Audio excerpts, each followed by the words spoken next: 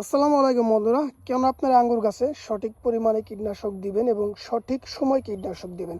এখানে যদি খেয়াল করেন দেখতে পাচ্ছেন আমার আঙ্গুরের পাতাটা এই যে মাঝে মাঝে খেয়ে ফেলছে যেখানে খেয়ে ফেলছে।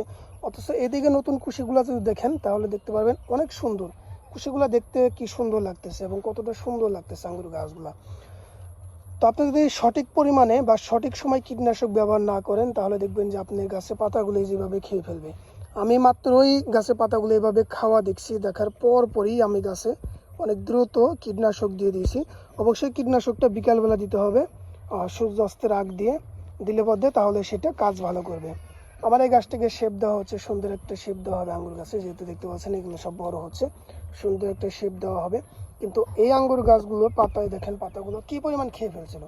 তো আমি সঠিক পরিমাণে কীটনাশক ব্যবহার করি। তো আমি কী কীটনাশক ব্যবহার করি সেটা আগে বলে নেই। আমি ব্যবহার করি সাইবারমেথ্রিন গ্রুপের কীটনাশক, যেটা 1 মিলি হারে 1 লিটার পানিতে মিশিয়ে স্প্রে করি।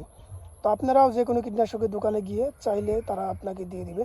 তো অবশ্যই আপনারা সঠিক পরিমাণে আঙ্গুর গাছে কীটনাশক ব্যবহার করবেন, তাহলে দেখবেন যে আপনার আঙ্গুর গাছ অনেক সুন্দর সতেজ থাকবে, এরকম থাকবে, পোকামাকড় খাওয়া থাকবে না।